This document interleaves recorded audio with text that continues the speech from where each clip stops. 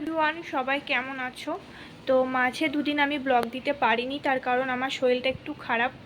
শরীর খারাপটা কিচ্ছু না, আমার এখন শরীরের থেকেও আমার মন ভীষণ ভীষণ ভালো। তার কারণ 2 বছর পর আমি দাদাকে সামনাসামনি দেখব। আমার বিয়ে হয়েছে 2 বছর, আমার বিয়ের পরে দাদা একবারও আসেনি রাগ থেকে, হঠাৎ করে পালিয়ে গিয়ে বিয়ে করে নিয়েছি। বুঝতেই পারছো ভাই বোনের সম্পর্ক, দাদার একটু অভিমান হয়েছিল, বাড়ির সবাই অনেক বুঝিয়ে এখন ঠিক আছে। দাদার সাথে এতদিন ফোনে কথা হয়েছে, বাট সামনাসামনি দেখা হয়নি। তো দাদা 2 দিন হলো বাড়ি এসেছে, তো আমার আর ভালো লাগছে না এখানে থাকতে, তাই আমিও চলে যাচ্ছি। তো চলো তোমরা ভিডিওটা এন্ড পর্যন্ত দেখতে থাকো, আশা করছি তোমাদের ভালো লাগবে ভিডিওটা। আর আমি বাড়িতে গিয়ে কি করি না করি সবটাই তো তোমাদেরকে এই ব্লগে আমি দেখাবো। তো চলো, আমি এখন পুরোপুরি রেডি হয়ে গেছি, এক্ষুনি বেরিয়ে যাব হচ্ছে বাইকে। ভেবেছিলাম সাইকেলে যাব একা, বাট না, একা যাব না। বাবা বললো যে বাবা তো আজকে বাড়িতে আছে, যেহেতু রবিবার বাবার ছুটি, তো বাবা বললো বাবা দিয়ে আসবে। তো ভালোই হলো, আমাকেও আর একা একা যেতে হবে না। তো চলো।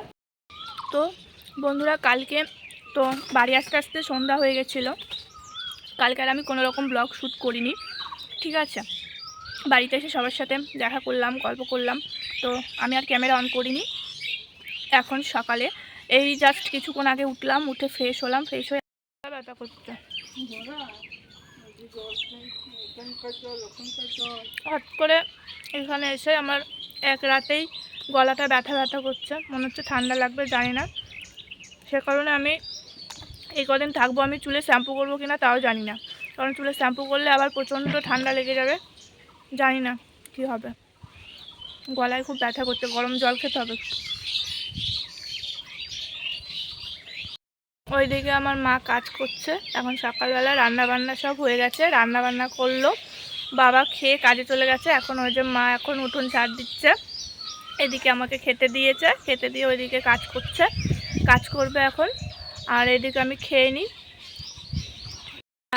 এই ছোট্ট গাছটায় কেমন আম হয়েছে দেখো, একদম নিচুতে, কিন্তু গাছটা ভীষণ সুন্দর আম হয়েছে। দেখো কতগুলো, অনেক বড় বড় হয়ে গেছে আমগুলো, খাওয়ার মতো।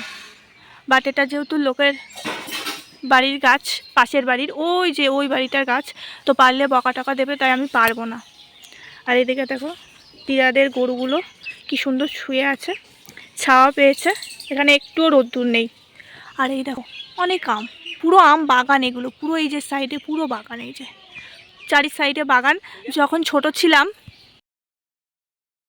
ছিলাম একটা, তখন এই বাগানেই আম কুড়িয়েছি অনেক, যখন ঝড় হতো, হ্যাঁ ঝড় উঠলেই আমি চলে আসতাম এই গাছে আম কুড়ানোর জন্য, অনেক আম কুড়িয়েছি। আর এখন ভয় লাগে দেখলেই, এগুলো দেখলেই ভয় লাগে। এখন জঙ্গল দেখলেই মনে হয় কোথায় সাপ টাপ আছে, ভয় লাগে। প্রচুর আম হয়েছে গাছটায়, প্রচুর, আর একদম নিচুতে হয়েছে।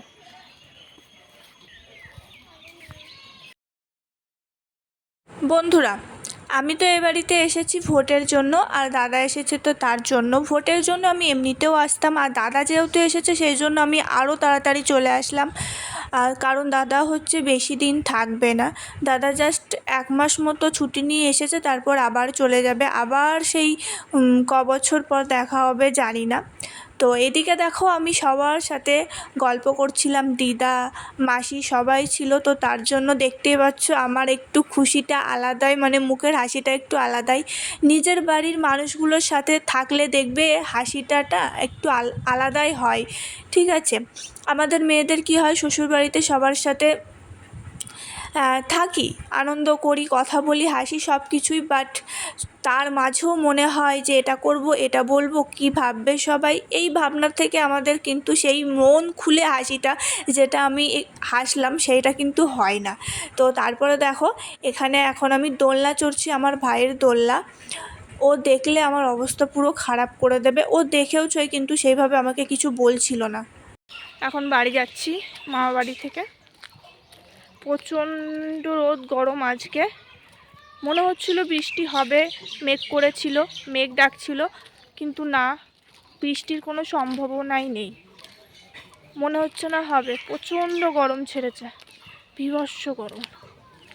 বন্ধুরা, কয়েকদিন হলো থাকলাম, আজকে সকালে ভোট দিয়েছি, আর বিকেলে বাড়ি চলে যাব। ওই দেখো আমার দাদা অনেক কষ্টে আমি এই ক্লিপটা নিয়েছি। ও ওখানে ফোন দেখছিল, সেই ফাঁকে আমি একটু ভিডিও করে নিলাম, কারণ ও প্রচণ্ড লজ্জা পায়, ও একদমই ক্যামেরার সামনে আসতে চায় না।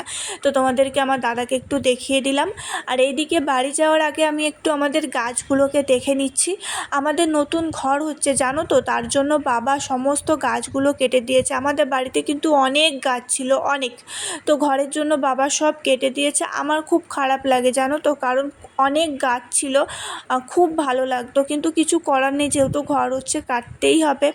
আর এদিকে দেখো আকন্দ গাছে অনেক ফুল ফুটেছে, সেটাই দেখছিলাম। আর আমি বাড়ি যাওয়ার সময় ফুলও নিয়ে যাব পুজো দেওয়ার জন্য, যেহেতু কালকে বৃহস্পতিবার, পুজো দিতে পারবো। আর আমাদের ওখানে বাজারের ফুল নিয়ে আসি, কিন্তু না একদিনের পর আর নষ্ট হয়ে যায়, বেশি দিন থাকে না। তারপরে এখানে দেখো দিদা হচ্ছে মাকে একটা নতুন উনুন করে দিচ্ছে। গ্যাসও আছে, গ্যাস উনুন দুটোতেই রান্না হয়, তো নতুন একটা করে দিচ্ছে দিদা। তারপরে দেখো এখানে দিদা আমার জন্য মাঠ থেকে লেবু নিয়ে এসে দিয়েছে, কারণ ঠাকুরের বাসন মাজতে লাগে আর খাওয়ার জন্য লেবু লাগে। তারপরে দেখো এখানে আমাদের গাছ থেকেই হচ্ছে পুঁই ডাল কাটা হয়েছে। আমি এগুলো সমস্ত কিছু নিয়ে যাব, তার জন্য এখানে আমি সমস্ত কিছু গুছিয়ে নিচ্ছি, যেহেতু আমাকে নিতে আসবে। আসার দিন তো বাবা দিয়ে গেছিলো, আর নিতে আসবে হচ্ছে আমার বর। তো তার জন্যই আমি একটু তাড়াতাড়ি করে সমস্ত কিছু গুছিয়ে নিচ্ছি, কারণ না মেঘ করেছে, ঝড় বৃষ্টি আসতে পারে যখন তখন। আর ওই দিকে দেখো আমার দিদা হচ্ছে একটু তরকারিটা নেড়ে দিচ্ছিল, ওটা হচ্ছে আমার দিদা। তো বন্ধুরা, এই ভিডিওটা আমি এই পর্যন্তই রাখছি। ব্লগটা তোমাদের কেমন লাগলো অবশ্যই কিন্তু আমাকে কমেন্ট করে জানাবে। আর ভালো লাগলে সাবস্ক্রাইব করে আমার পাশে থেকো। নতুন নতুন ব্লগ আমি তোমাদের সঙ্গে অবশ্যই শেয়ার করব। তো সবাই খুব ভালো থেকো, সুস্থ থেকো, দেখা হচ্ছে নেক্সট ব্লগে।